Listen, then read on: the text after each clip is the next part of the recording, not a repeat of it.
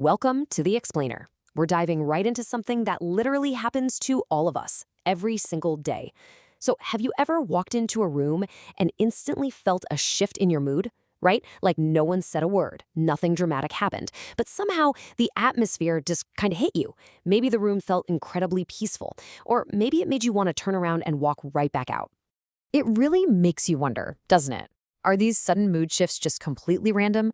Or what if the visual cues around us, like the colors painted on the walls of our homes, cafes, and hospitals, are secretly shaping our mental state?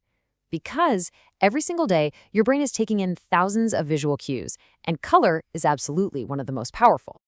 Okay, let's dive into this with a quick thought experiment. Just imagine you're scrolling online and you see two identical products. The only difference is that one's wrapped in bright red packaging and the other is in a soft blue. Well, without even actively thinking about it, you're already forming an opinion. That's your brain making a rapid emotional judgment based purely on color, way before it even bothers processing the words on the label. And that brings us to the fascinating field of color psychology. It's the study of how different colors influence our emotions, thoughts, and behavior. Now, to be totally clear, colors don't completely control us like some kind of magic spell, but they do gently and powerfully shape how we experience the world. You see, our brains are basically hardwired to search for patterns, and over time, tapping into our biology, we attach deep meanings to certain colors. To really ground this science in reality, let's meet Sarah. Like a lot of us lately, Sarah was working from home. And also, like a lot of us, she was feeling just mentally exhausted. Every afternoon, she'd hit a massive wall. She struggled to concentrate, small tasks felt super overwhelming, and she ultimately blamed herself for this afternoon burnout.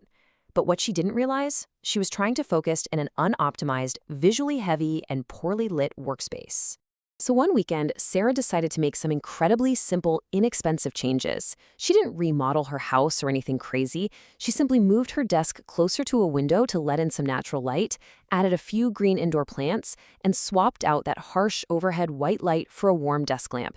And you know what? A few weeks later, something felt different.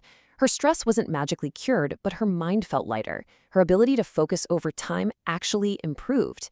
These subtle adjustments essentially stopped her environment from actively draining her energy. What Sarah experienced is a core concept in environmental psychology. This is the study of how the spaces around us influence our internal state. Every single room you step into sends unconscious signals to your brain. Some rooms quietly encourage calm and relaxation, while others literally keep your nervous system on high alert. We rarely notice it consciously, but our brains are always processing these environmental signals. So, how do specific colors actually play into this? While human psychology is incredibly nuanced and there's no perfect magic formula, researchers have noticed some truly fascinating psychological patterns regarding how certain colors make us feel. Let's decode the palette a bit and look at what the science says about the most common hues we surround ourselves with. All right, let's break this down.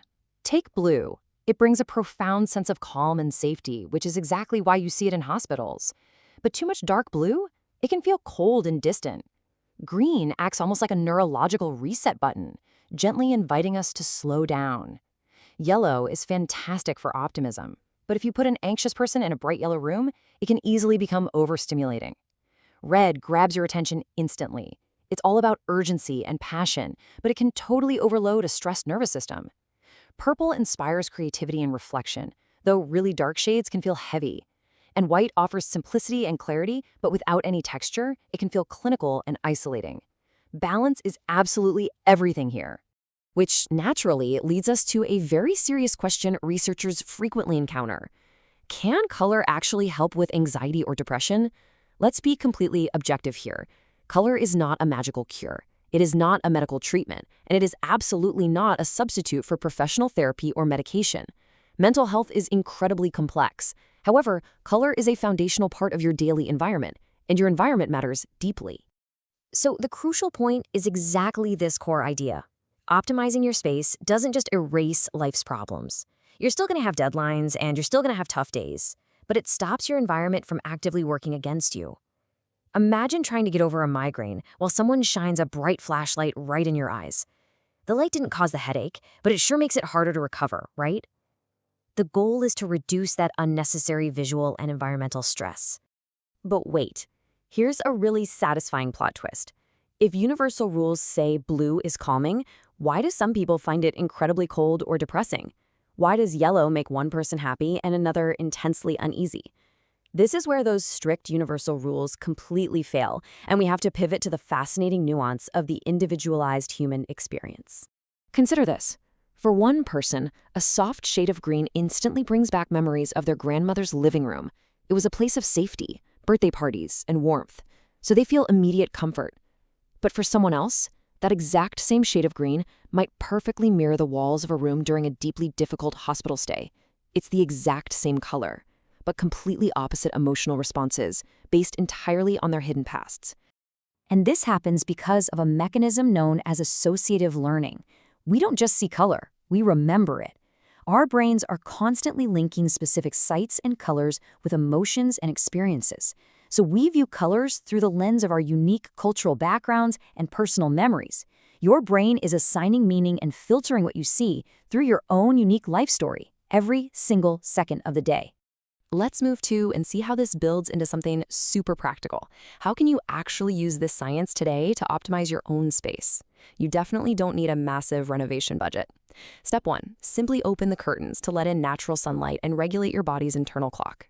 Step 2, bring in a little nature, even if it's just a single small desk plant. Step 3, choose colors that comfortably support your specific needs, whether that's calming blues or creative purples. And step 4, clear out that visual clutter so your brain has less unnecessary information to process. All of this brilliantly illustrates our main takeaway for this explainer. Color isn't just something we see, it is something we experience. Self-awareness is vastly more important than following strict design rules. Your environment is basically an ongoing conversation with your brain, so pay attention to how a room actually makes you feel, not just how it looks on a social media feed. Because ultimately, the most important psychologist you'll ever learn from is your own mind. As we wrap up this explainer, I want to leave you with one final, really provocative question to consider. Look around the room you're in right now.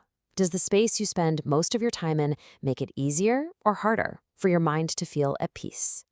Take a close look at your surroundings and see what quiet conversation your environment is having with your brain right this very second.